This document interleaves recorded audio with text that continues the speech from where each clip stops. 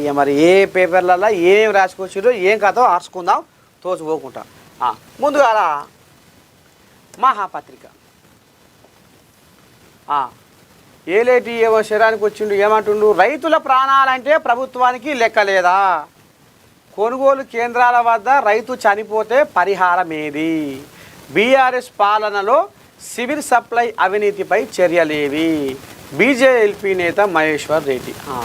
ఈ కోడిలాగా అమ్మాయి గిట్టున్నది. రైతుల ప్రాణాలంటే ప్రభుత్వానికి లెక్కలేదా, కొనుగోలు కేంద్రాల వద్ద రైతు చనిపోతే పరిహారం ఏది. సరే చూద్దాం ఆ కోలి కథ చూద్దాం. నీళ్లు పోస్తే కాళ్ళు కడిగినట్టేనా, కాళ్ళు కడిగించుకునే దొరల సంస్కృతి మీది, కేసీఆర్ కలెక్టర్లతో కాళ్ళు మొక్కించుకోవడం దురహంకారం కాదా, అధికారం పోయాక ప్రజలు ఆత్మగౌరవం గుర్తుకు వచ్చాయా, అధికారం పోయాక ప్రజలు ఆత్మగౌరవం గుర్తుకు వచ్చాయా, బీఆర్ఎస్ నేతలకు మంత్రి సీతక్క స్ట్రాంగ్ కౌంటర్, ఒకేసారి 3 నెలల రేషన్ రాష్ట్రాలకు కేంద్రం ఆదేశం. ఈ మూడింటి కథ ఏదో ఆర్చుకుందాం. ఎండ రాసుకొచ్చేది ఒకటి 7లో, ఒకటి 2లో, ఒకటి 3లో. సరే చూద్దాం. పుష్కర స్నానంతో మహాపుణ్యం, పుష్కర స్నానంతో మహాపుణ్యం, త్వరలోనే గోదావరి కృష్ణ పుష్కరాలు కూడా, 200 కోట్లతో కాళేశ్వరం పర్యాటక క్షేత్రంగా అభివృద్ధి, గోదావరి పుష్కరాల వరకు మాస్టర్ ప్లాన్ అమలు చేస్తాం, రాష్ట్రం ఏర్పడిన తరువాత ఇక్కడ తొలిసారి సరస్వతి పుష్కరాలు ప్రారంభించిన సీఎం రేవంత్ రెడ్డి, సరస్వతి నది పుష్కర స్నానం చేసిన సీఎం మంత్రులు. అయితే పుష్కరుడు వెనకటికి శివయ్యను కోరుకుంటాట. శివుడా శివుడా శివుడా శివుడా పరమాత్మ శివయ్య గంగాధర ఇక మరి అని పాపది పడితే చెప్పుడు ఆయన ఏం వరం కావాలనో కోరుకో అంటే, ఇక నేను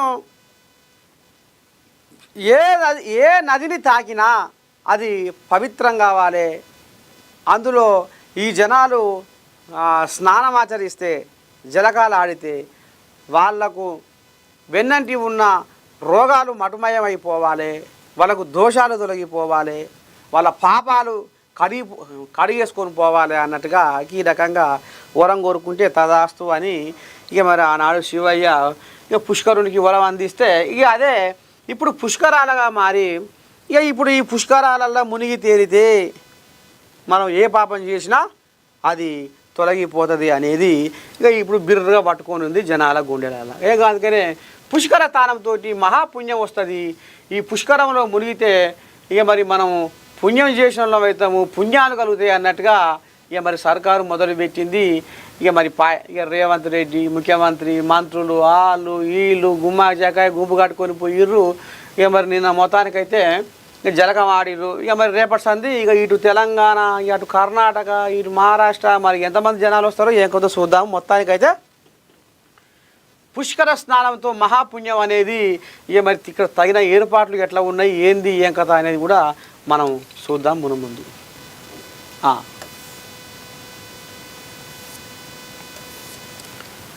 ఉగ్రవాదాన్ని పెకిలించి వేస్తాం, ఆపరేషన్ సింధూర్ ఇంకా పూర్తి కాలేదు, ఈ నెల 17న ట్యాంకు బండులో తిరంగా ర్యాలీ, ప్రతి ఒక్కరూ రాజకీయాలకు అతీతంగా పాల్గొనాలి, కిషన్ రెడ్డి, మన ఆత్మాభిమానాన్ని కాంగ్రెస్ తాకట్టు పెట్టింది, విదేశీ వనితల కాళ్లను కడిగించడం అహంకారానికి నిదర్శనమని ఫైర్, సమ్మక్క సారలమ్మ పుట్టిన గడ్డపై మహిళలకు అత్యంత తీవ్రమైన అవమానం జరిగిందని కేంద్ర మంత్రి కిషన్ రెడ్డి రాష్ట్ర ప్రభుత్వంపై మండిపడ్డారు. ప్రపంచ దేశాల ముందు తెలంగాణ ఆత్మగౌరవాన్ని పెంచాల్సింది పోయి వారి ముందు మన ఆత్మాభిమానాన్ని తాకట్టు పెట్టేట్లుగా కాంగ్రెస్ ప్రభుత్వం వ్యవహరించడం సిగ్గుచేటు అన్నారు. ఇంకా విదేశీ వనితల కాళ్లను తెలంగాణ మహిళలతో దళిత గిరిజన యువతులతో కడిగించడము రేవంత్ రెడ్డి ప్రభుత్వం అహంకారానికి నిదర్శనమని మండిపడ్డారు. ఇక మరి అంత బాగానే ఉంది కానీ కిషన్ అయ్య ఉగ్రవాదాన్ని పెకలించి వేస్తామని మీరు బాగానే మరి ఇక దంచి కొడుతురు. కానీ ఇక మరి ఇప్పుడు ఇక్కడ చైనా, అక్కడ పాకిస్తాను, ఇక్కడ మిత్రద్రోహి అయిన బంగ్లాదేశ్, ఈ 3 దేశాలు మరి ఒకటి కాబోతున్నాయట. రేపు మరి భారత్ను ఇంకేమో చేద్దామని అనుకుంటున్నాయట. ఇక గీ నీళ్ళు కడుక్కునుడు ఏంది, గీ నీళ్ళ కథ ఏంది, గీ కాలు కడుక్కుడు కథ ఏంది. కానీ ముందుగా నువ్వు ఆ కథ చూడు. ముందుగాల ఇటు బంగ్లాదేశు, అటు పాకిస్తాను, ఇటు చైనా, ఈ 3 దేశాలు కలిసి భారతదేశాన్ని ఏదో చేద్దామన్న ఆలోచనతోటి మరి కాలు దూతుర్రట కయ్యానికి. మరి రేపు ఏం జరగబోతుంది, ఏంది ఏం కథ అనేది ముందుగా మీరు దాని మీద పసిగట్టి, దాని మీద సోయి పెట్టి మరి భారత్ను కాపాడే దిశగా మీరు అడుగులు వేయాలి. ఇక మరి నువ్వు కూడా మరి మోదీ సారు చెవులు వేయి. మరి ఎందుకంటే ఈ 3 దేశాలు కలిసి రేపు ఏదో మరి కలంపం తీసుకురాబోతున్నాయట భారతదేశానికి. ఏదో మరి మీరు పసిగట్టి ముందస్తు జాగ్రత్తగా ఉంచాలి, జనాల అలర్ట్ చేయాలని నేను కోరుకుంటుంది. ఎందుకంటే రాబోయే రోజుల్లో ఇప్పటికే పాకిస్తాన్తో కథ ఏం నడుస్తుంది, ఏంది ఏం కథ అనేది పిచ్చ కొంచెం కూతగనం అన్నట్టు మరి పాకిస్తాన్ ఇప్పటికే పెడబొబ్బలు పెడుతుంది. విజయం మాదే, మేమే గెలిచినాం, మేము బారు బూరు బచ్చన్నపేట అని వాళ్ళు చెప్పుకుంటారు. సారో ఉగ్రవాదాన్ని పెకిలించి వేస్తామని అంటున్నావు, కానీ అనుడు కాదు. ముందుగాల ఆ సంగతి ఏందో, ఈ సంగతి ఏందో, ఈ 3 దేశాల కథ ఏందో పగబెట్టి చూసుకొని ముందు జాగ్రత్తగా ఉండి దేశాన్ని కాపాడు.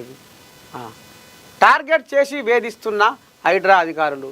కోహెడా భూ యజమాని సౌమిరెడ్డి బాలరెడ్డి ఆరోపణ. మెట్రో ఛార్జీల బాధుడు. రేపటి నుంచే పెంపు అమల్లోకి.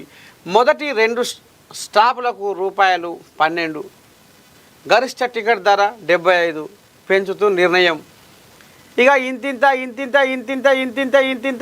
ఇప్పుడు దీన్ని మెట్రో ఛార్జీని ఎవరెస్ట్ శిఖరం అన్నంత ఎత్తుకు పెంచుకుంటూ పోతుర్రు ఇక ఈ మెట్రో రైలు వాళ్ళు. ఇక మరి ఎట్లా ఏంది ఏం కథ అంటే ఇక చల్లగా ఉంటుంది, దబ్బున పోవచ్చు, ఏలియం పోవచ్చు, ఇక మనకు ఎటువంటి సప్పుడు ఉండదు. ముద్దుగా అలా కూర్చున్నామంటే చల్లగా నిమ్మలంగా కుదార్తంగా పోవచ్చు అని రోజుకు 5 లక్షల మంది, ఒక్క రోజుకు 5 లక్షల మంది ఈ మెట్రోలో ప్రయాణం చేస్తున్నారు. కానీ ఆఖరికి వస్తారకల్లా వీళ్ళు ఇక ఏం చేస్తున్నారయ్యా అంటే ఇక చిన్నగా మెల్లగా ధరలు పెంచుకుంటూ పోతుర్రు అట. మొదటి 2 స్టాప్లకు ₹12 అయితే లాస్ట్ వరకు ₹75 కాడికి పెంచి కూర్చొని తమాషి కూర్చోరు.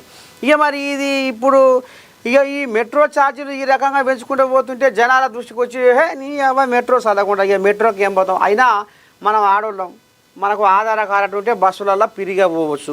ఈ మెట్రోకు పోవుడేంది, అటవైన ఛార్జీలు కట్టుడేంది అని కొంతమంది తగ్గిరాట. ఇప్పుడు దాదాపు 50,000 మంది మెట్రోలో పోతందుకు కాలాడతలేదట. మెట్రోకు వాళ్ళకు పోతందుకు సరికొత్తలేరట, ఏమొద్దంటుర్రట, బస్సులలోనే పోతుర్రట.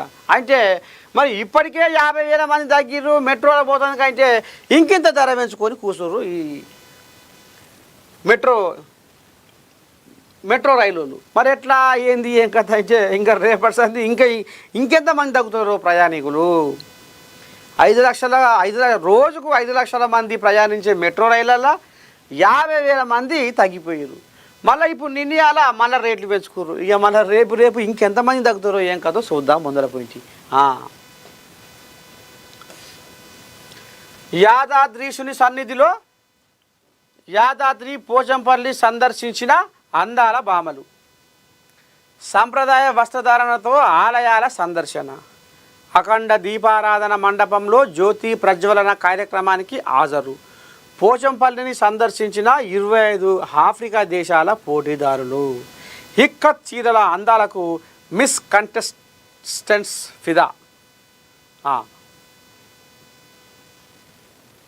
భువనగిరి జిల్లాలోని ప్రముఖ పుణ్యక్షేత్రమైన యాదగిరిగుట్ట శ్రీ లక్ష్మీ నరసింహస్వామి వారిని గురువారం మిస్ వరల్డ్ పోటీదారులు దర్శించుకున్నారు. మిస్ వరల్డ్ పోటీదారులకు ఆలయ సాంప్రదాయం ప్రకారం అధికారులు ఘనస్వాగతం పలికారు. అతిథి గృహం నుంచి ప్రత్యేక బ్యాటరీ వాహనాల్లో కొండపైకి చేరుకున్న ఈ సుందరీమణులు అఖండ దీపారాధన మండపంలో జరిగిన జ్యోతి ప్రజ్వలన కార్యక్రమంలో పాల్గొన్నారు. చూద్దాం ఏం జరిగిందో. ఇంకా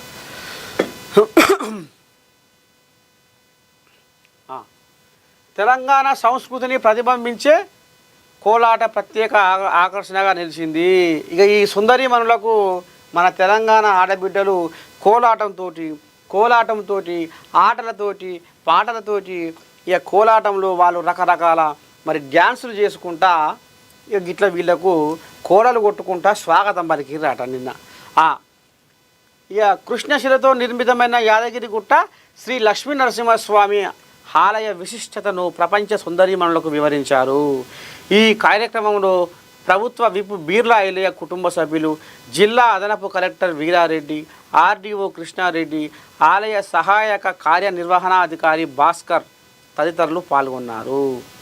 సుందరీమణుల పర్యటన సందర్భంగా ఆక్టోపస్, తెలంగాణ స్పెషల్ పోలీస్ దళాలు, ఆలయ ఎస్పీఎఫ్ సిబ్బంది పటిష్టమైన భద్రతా ఏర్పాట్లను పర్యవేక్షించారు. పోచంపల్లిలో ఇక్కత్ కళా వైభవం. ముందుగా పోచంపల్లిలో చేనేత ఇక్కత్, డబుల్ ఇక్కత్ చీరల తయారీ, పుట్టపాక తేలియా రుమాల్, సిద్దిపేట గొల్లబామ, నారాయణపేట గద్వాల చీరలు వస్త్రాలను పరిశీలించారు. టూరిజం విలేజ్గా ప్రసిద్ధి చెందిన పోచంపల్లిని ఆఫ్రికా ఖండంలోని 25 దేశాలకు చెందిన మిస్ వరల్డ్ పోటీదారులు సందర్శించారు. గ్రామానికి విచ్చేసిన ఈ విదేశీ అతిథులకు స్థానిక ప్రజలు ఆత్మీయ స్వాగతం పలికారు. ఈ సందర్భంగా ప్రపంచ ఖ్యాతిగాంచిన ఇక్కత్ చీరల విశిష్టతను, వాటి తయారీ విధానాన్ని సుందరీమణులు ఆసక్తిగా పరిశీలించారు. అంతేకాకుండా కొందరు పోటీదారులు స్వయంగా మగ్గంపై చీరలు నేసి ఆనందం వ్యక్తం చేశారు. ఈ పర్యటన ద్వారా పోచంపల్లి చేనేత కళ అంతర్జాతీయ దృష్టిని ఆకర్షించింది. ప్రత్యేకమైన ఇక్కత్ చీరల తయారీ విధానాన్ని స్థానిక పార్కులో పరిశీలించిన అతిథులు నూలు వడకడం నుంచి రంగులు చొప్పించే క్లిష్టమైన ప్రక్రియలను చూసి ఆశ్చర్యచకితులయ్యారు. ఒక్క చీరకు వారాలు తీసుకునే శ్రమ, డిజైన్ల సృజనాత్మకత కంటెస్టెంట్ల మనసును హత్తుకుంది. చీరలపై భిన్న డిజైన్లను గమనించిన అతిథులు కొందరు స్వయంగా రాట్నంతో నూలు వడికే ప్రయత్నం చేశారు.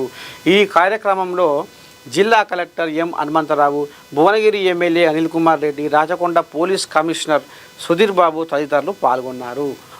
మొత్తానికి ఇక ఈ అందాల భామలు ఇక అంగరంగ వైభవంగా తెలంగాణ మొత్తం సృష్టిస్తుర్రు. ఇక మరి మన బుద్ధవనం పోయిర్రు, నాగార్జున సాగర్కు, చార్మినార్ పోయిర్రు, విందులో పాల్గొన్నారు. ఇక వాళ్ళు వచ్చిన కాంచెల్లి ఇక మరి రికామ్ లేకుండా తిరుగుతుర్రు. ఇక నిన్న యాదాద్రి నరసన కాడికి పోయి పబ్బతి పట్టి ఇక ఆడ మరి ఇక ఆయన దర్శనం చేసుకొని మొత్తానికి అక్కడ కూడా ఆడికెళ్ళి మన పోచంపల్లికి పోయి అక్కడ చీరల కథ ఏంది, చీరల పుట్టుపూర్వం ఏంది, వీటిని ఎట్లా తయారు చేస్తారు, ఇట్లా ఏమేం కలుపుతారు, ఈ మాల ఏడికెళ్ళి వస్తుంది, అదేడికెళ్ళి వస్తుంది, ఇది ఏడికెళ్ళి వస్తుంది, చీరల పనితనం ఏంది, చీరల గొప్పతనం ఏంది అని ఇక మరి ఆ చీరల మరి ఆనందంలో మునిగి తీరిరు ఈ ప్రపంచ ఇక మరి వివిధ దేశాలకు వెళ్ళి వచ్చిన సుందరి మనం.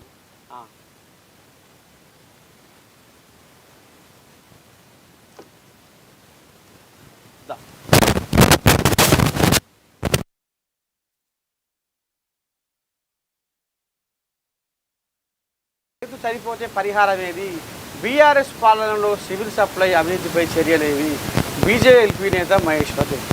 ధాన్యం కొనుగోలు కేంద్రం వద్ద రైతు చనిపోతే 50 లక్షల పరిహారం ఇవ్వాలనే ఆలోచన ప్రభుత్వానికి లేదంటూ బీజేఎల్పీ నేత మహేష్ రెడ్డి ప్రజలుస్తారు.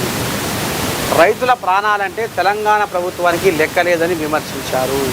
గురువారం బీజేపీ రాష్ట్ర కార్యాలయంలో బీజేఎల్పీ నేత మహేష్ రెడ్డి ప్రెస్ మీట్లో మాట్లాడుతూ 40 కేజీల వరిధాన్యం బస్తా నుంచి 4 కేజీల తరుగు తీస్తున్నారు.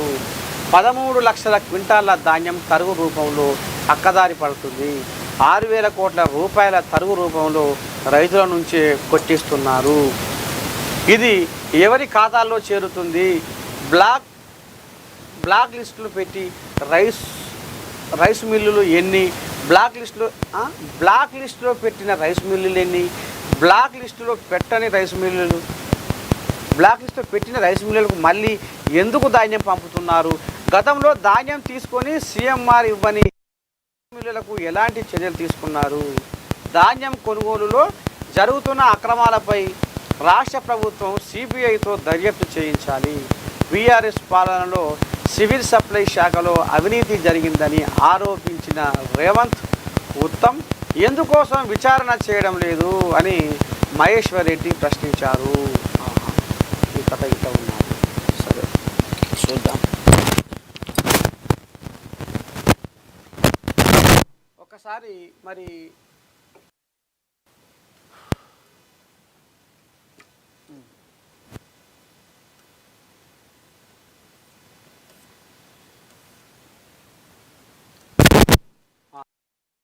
పంచాయతీ బాగా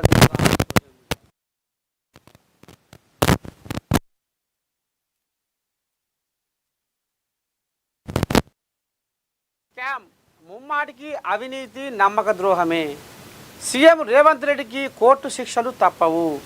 కంచె భూముల వ్యవహారంలో తప్పు ఒప్పుకోవాలి. సీఎం మూర్ఖత్వంతో అధికారులు జైలుకు వెళ్తారు. ఎక్స్లో మాజీ మంత్రి KTR hot comments.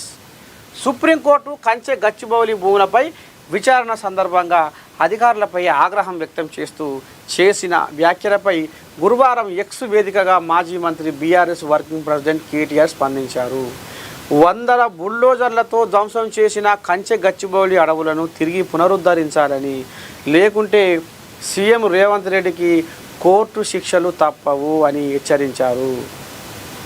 Hyderabad central university కంచె గచ్చిబౌలి భూముల వ్యవహారంలో రేవంత్ రెడ్డి తన తప్పు ఒప్పుకోవాలని డిమాండ్ చేశారు. ప్రభుత్వం తరపున వాదిస్తున్న అడ్వకేటును హెచ్చరించిన సుప్రీంకోర్టు కంచె గచ్చిబౌలి అడవుల విధ్వంసానికి రాష్ట్ర ప్రభుత్వ ప్రధాన కార్యదర్శితో పాటు పలువురు అధికారులను జైలుకు పంపించాలా అంటూ హెచ్చరించిందన్నారు. రేవంత్ రెడ్డి చేసిన తప్పులకు తెలంగాణ ప్రభుత్వ అధికారులు శిక్ష ఎదుర్కొనే పరిస్థితి నెలకొందన్నారు. తెలంగాణ ప్రభుత్వ అధికారులకు సుప్రీంకోర్టు హెచ్చరికలు జారీ చేసిందన్నారు. రేవంత్ రెడ్డి మూర్ఖత్వం వల్ల అధికారులు జైలుకు వెళ్లాల్సి వస్తుందన్నారు. ఇవన్నీ ఇంటికి తాను బాధ్యుడిని కాదని రేవంత్ రెడ్డి తప్పించుకునే అవకాశం లేదన్నారు. రేవంత్ రెడ్డి సుప్రీంకోర్టు చేసిన వ్యాఖ్యలపై కంచె గచ్చిబౌలి వ్యవహారంలో చేసిన తప్పులను ఒప్పుకోవాలని అన్నారు. కంచె గచ్చిబౌలి భూములను అమ్మి 10,000 కోట్ల రూపాయల స్కామ్ చేయడం ముమ్మాటికి అవినీతి, నమ్మక ద్రోహమే అన్నారు. సెలవు దినాల్లో బుల్డోజర్లను పంపి అడవులను ధ్వంసం చేయడం ముమ్మాటికి పర్యావరణ చట్టాల ఉల్లంఘనే అన్నారు. రేవంత్ రెడ్డి బాధ్యత రాహిత్య చర్యల ఫలితంగా పర్యావరణానికి తీవ్ర నష్టం కలిగిందని ఆవేదన వ్యక్తం చేశారు. కంచె గచ్చిబౌలి భూములను ప్రభుత్వం కాపాడాల్సిందేనని స్పష్టం చేశారు.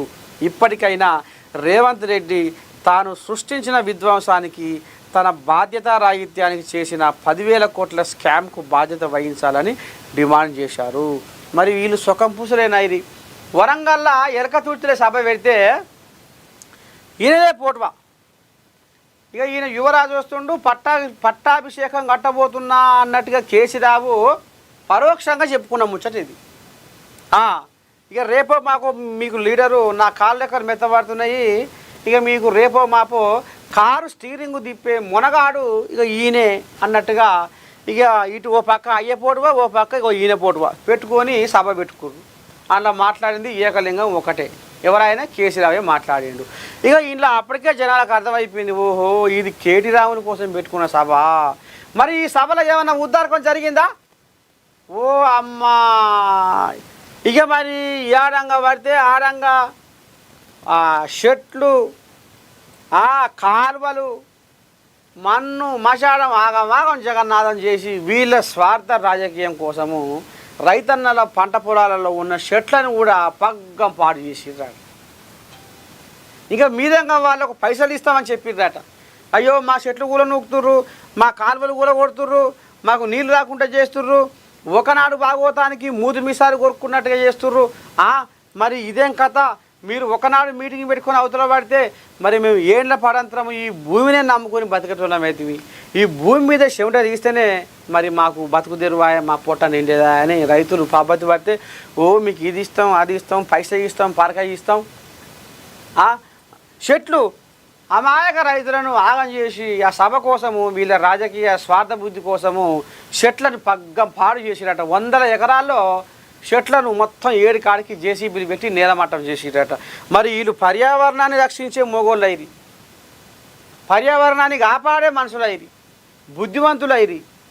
మరి ఈ బుద్ధిజీవులు మరి గా పని ఎందుకు చేశారు? చూద్దాం రేపు ఈ కంచె గచ్చిబౌలి కథ ఏందో, ఎట్టెట సంగతి ఏంది ఏం కథ అనేది అన్నీ బయటకు వస్తాయి.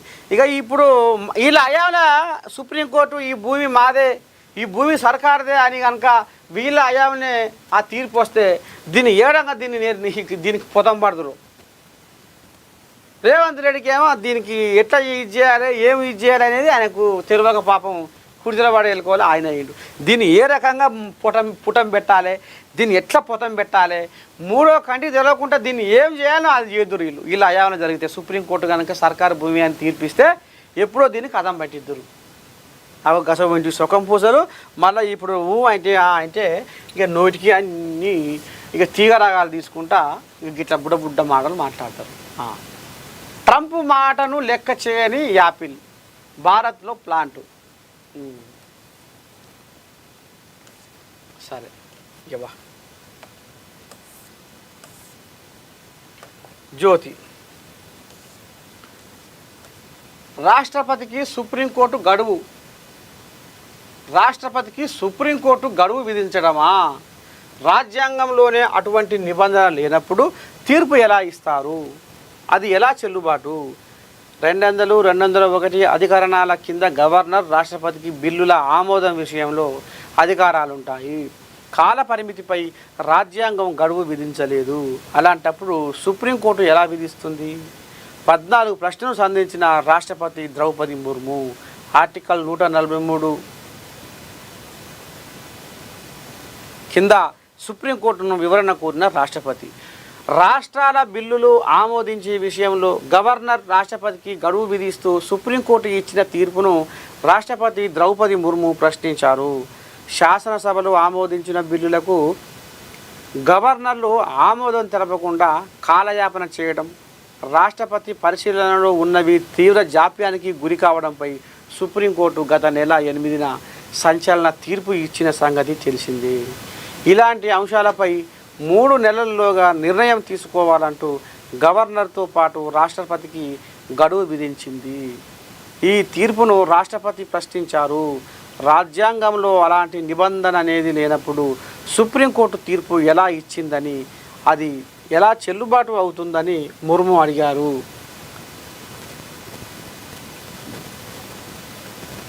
రాజ్యాంగంలోని 143 అధికరణం ప్రకారం తనకున్న ప్రత్యేక అధికారాలను ఉపయోగించుకున్న రాష్ట్రపతి ముర్ము ఈ మేరకు సుప్రీంకోర్టును వివరణ కోరారు.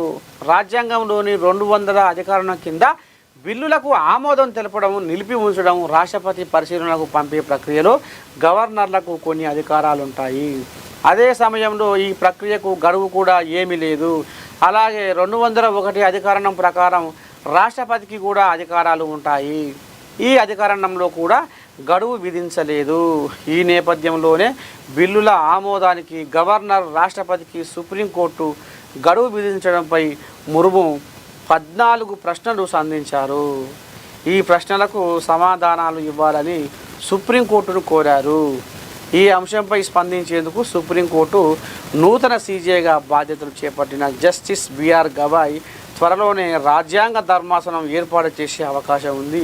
మొత్తానికి మరి సుప్రీంకోర్టుకు 14 ప్రశ్నలు మరి రాష్ట్రపతి ద్రౌపది ముర్ము ఇక మరి విసిరి కొట్టిందాట. మరి ఎట్లా ఏంది ఏం కథ అనేది రాష్ట్రపతికి సుప్రీంకోర్టు గడువు విధించడమా అనే దాని మీద చూడాలి. మరి రేపు ఏం జరగబోతుంది, ఏంది ఏం కథ.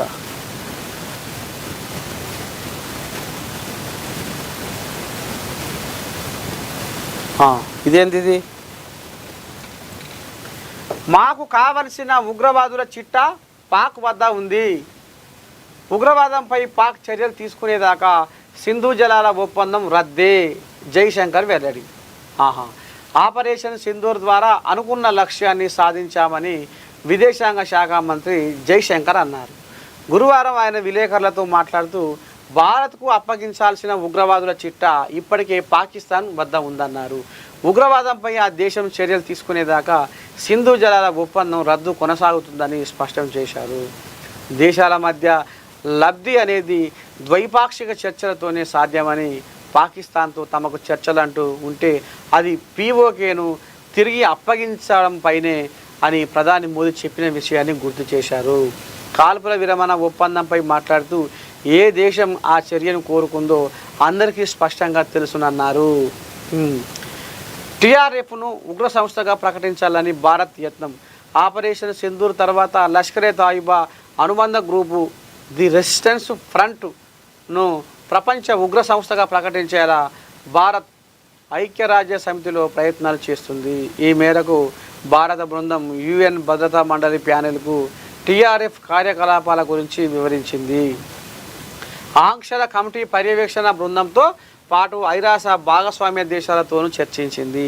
అలాగే UN office of counter terrorism committee executive directorate ఉన్నతాధికారులతోనూ భారత్ బృందం భేటీ అయ్యింది. మొత్తానికి ఇక ఇప్పుడు పాకిస్తాను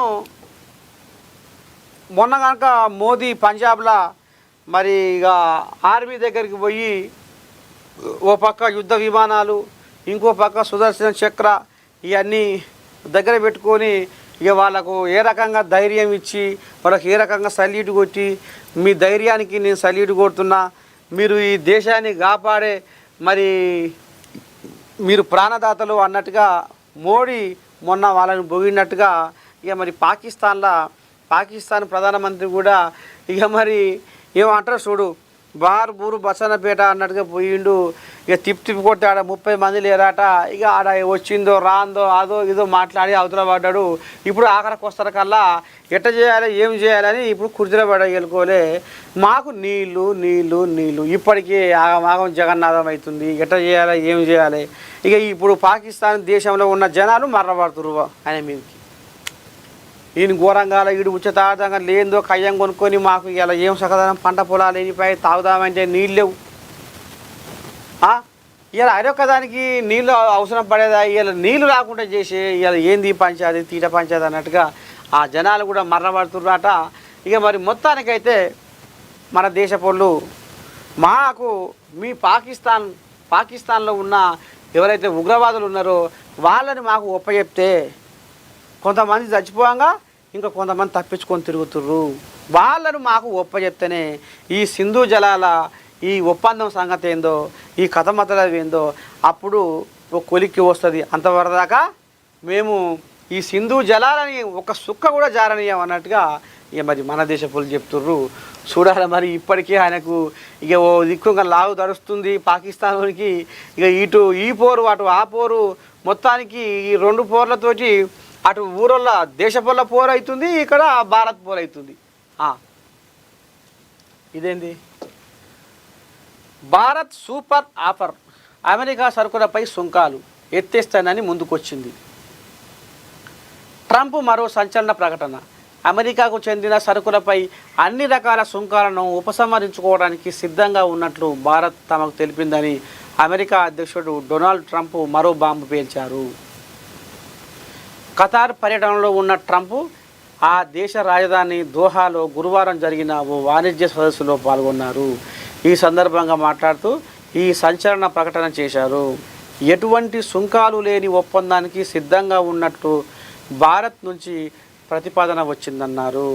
ట్రంప్ ప్రకటనపై భారత విదేశాంగ మంత్రి జైశంకర్ స్పందిస్తూ భారత్ అమెరికా మధ్య వాణిజ్య చర్చలు కొనసాగుతున్నాయి, అవి సంక్లిష్టమైనవి, అన్నింటిపైన స్పష్టత వచ్చే వరకు నిర్ణయం తీసుకోవటం అంటూ ఉండదు.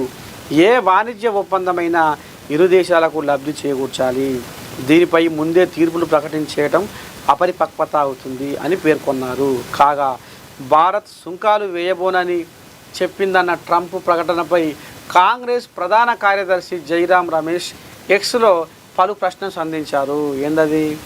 కేంద్ర వాణిజ్య మంత్రి ప్రస్తుతం అమెరికాలో ఉన్నారు. ట్రంప్ ఏమో దోహా నుంచి మరో భారీ ప్రకటన చేశారు.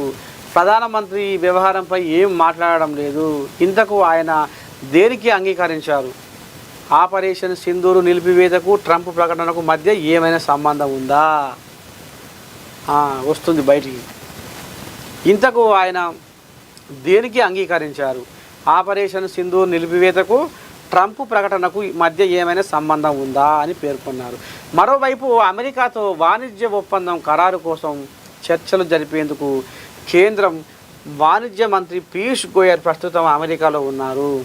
భారత ఉత్పత్తుల మీద ట్రంప్ ఇటీవల 26% సుంకం విధించి ఆ తర్వాత 90 రోజుల తాత్కాలిక మినహాయింపు ఇచ్చే విషయం తెలిసింది.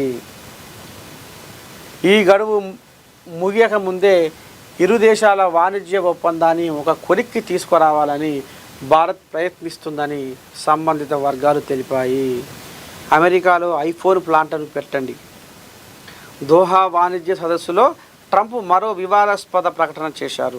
చైనా నుంచి భారత్కు ఐఫోన్ ప్లాంట్లను భారీ ఎత్తున తరలిస్తున్న యాపిల్ కంపెనీకి ఆ పని చేయవద్దని ట్రంప్ సూచించారు. యాపిల్ సీఈఓ టిమ్ కుక్తో అంతకుముందు రోజు జరిగిన సంభాషణ వివరాలను ఈ మేరకు వెల్లడించారు. భారత్లో నిర్మించే బదులు అమెరికాలో ఐఫోన్ తయారీ ప్లాంట్ను నిర్మించాలని టిమ్కు సూచించానని, భారత్ తన అవసరాలు తాను చూసుకోగలదని చెప్పానన్నారు. ఇక మీదట అమెరికాలో యాపిల్ కంపెనీల్లో ఉత్పత్తి పెరగనుందన్నారు. అయితే భారత్లో పెట్టుబడులకు సంబంధించి తమ ప్రణాళికలపై ట్రంప్ ప్రకటన ప్రభావం ఉండబోదని యాపిల్ కంపెనీ ఉన్నతాధికారులు స్పష్టం చేసినట్టు కేంద్ర ప్రభుత్వం వర్గాలు వెల్లడించాయి.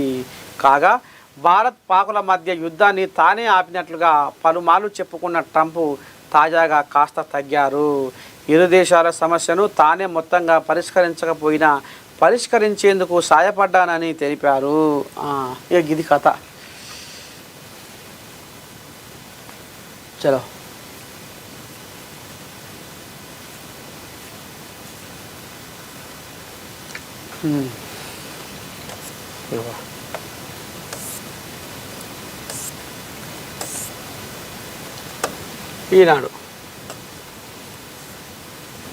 ఈనాడు ఏమొచ్చింది?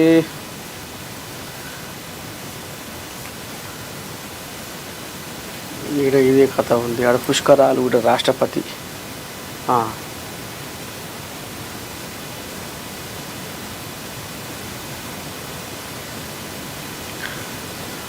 చెరువుల్లో అర్మ్యాలు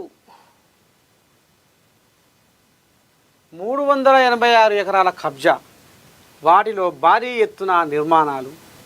టీజీఆర్ఏసీ నివేదికలో కీలక అంశాలు. నిర్మాణాల విలువ రూపాయలు 27,000 కోట్లని అంచనా. ఇప్పటి వరకు స్పందించని హైడ్రా. ఎక్కడి కథ ఇది? పాక్షికంగా ఆక్రమణకు గురైన చెరువు, పూర్తిగా ఆక్రమణకు గురైన చెరువు. హైదరాబాదు పరిధిలోని గండిపేట మండలం పుప్పాలగూడ చెరువు విస్తీర్ణము 19.58 ఎకరాలు. స్థిరాస్తి వ్యాపారంతో ఇది పూర్తిగా ఆక్రమణకు గురైంది. 2014లో కొద్దిగా, 2023లో పూర్తిగా ఆక్రమణలకు గురైన విషయాన్ని ఇక్కడ గూగుల్ చిత్రాలు చూడవచ్చు. ఈ ప్రదేశంలో భారీ నిర్మాణాలకు రెరా హెచ్ఎండిఏ అనుమతులు ఇచ్చాయి. జలవనరుల శాఖ నిరభ్యంతర పత్రాలు జారీ చేసింది. రాజధానిలో చెరువులు ఆక్రమణలో చిక్కుకున్నాయి. మొత్తం 171 చెరువులు పాక్షికంగాను పూర్తిగాను కబ్జాదారుల పరమయ్యాయి. వీటిని విస్తీర్ణము ఏకంగా 386.72 ఎకరాలు. ఈ విషయాలను స్వయంగా Telangana remote sensing applications centre తన నివేదికలో పేర్కొంది. రాజధాని నగరం ఓఆర్ఆర్ పరిధిలో చెరువుల పరిస్థితిపై టీజీఆర్ఏసీ సర్వే నిర్వహించింది. ప్రతి చెరువును, అక్కడి ఆక్రమణలను గూగుల్ చిత్రాలతో నివేదిక రూపొందించింది. ప్రస్తుతం జలవనరులు, ఆస్తుల రక్షణ లక్ష్యంగా ఏర్పాటైన హైడ్రా ఏ మేరకు వీటిని కాపాడుతుందనేది ప్రశ్నార్థకంగా మారింది. ఇంతవరకు నోటీసులు కూడా జారీ చేయలేదు. చెరువుల్లో చేపట్టిన ఈ నిర్మాణాల విలువ సుమారు 27,000 కోట్ల పైమాటే అని అంచనా. ఇది కథ. నీటి వనరుల్లో భారీ ప్రాజెక్టులు. ఆక్రమించిన నీటి వనరుల్లో అనేక భారీ ప్రాజెక్టులు ఉన్నట్లు అధికారులు గుర్తించారు. వాటిలో నివాసిత ప్రాంతాలు, వాణిజ్య కట్టడాలు, హైరైజ్ ప్రాజెక్టులు ఉన్నాయి. ఇవన్నీ పూర్తిగానో పాక్షికంగానో నీటి వనరులను ఆక్రమించి కడుతున్నట్లు గూగుల్ చిత్రాలు తెలియజేస్తున్నాయి. కానీ వీటికి అన్ని అనుమతులు ఉండడం విశేషం. కొన్ని నీటి వనరులను ఆక్రమించి నిర్మిస్తుంటే మరికొన్ని ఎఫ్టిఎల్ పరిధిలో ఇంకొన్ని బఫర్ జోన్ పరిధిలో ఉన్నాయి. మొత్తానికి చెరువుల్లో అర్మ్యాలు ఇక మరి చెరువుల్లో వాళ్ళు రకరకాల కట్టడాలు రకరకాల కథలు నడిపిస్తున్నారట. మరి ఇప్పటి వరకు హైడ్రా స్పందిస్తలేదు అనేది మరి ఇప్పుడు తెర మీదకి వస్తున్న ముచ్చట. ఇక దీని మీద మాత్రం మరి బుద్ధ భవన్లో ఉన్న హైడ్రా మరి రంగనాథ్ సారు జరంతా దీని మీద కన్ను పెట్టి మరి దీని కథ మతలేదు ఏందో రాగుంజాలని మరి మనస్ఫూర్తిగా మరి నేను కోరుకుంటుంది. ఎందుకంటే హైడ్రా పుట్టిందే మరి నీతిని అంటగలిపే జాతిని మంటగలిపే పాపాత్మల పసిగట్టి న్యాయానికి ఉరివేసి ధర్మానికి ఉచ్చుపెట్టే నికృష్టుల అరికట్టడానికే మరి ఈ హైడ్రా పుట్టింది. కాబట్టి మరి ధర్మమైన మార్గంలో నడిచి న్యాయం చేయాలని మనస్ఫూర్తిగా నేను కోరుకుంటుంది. ఇక మరి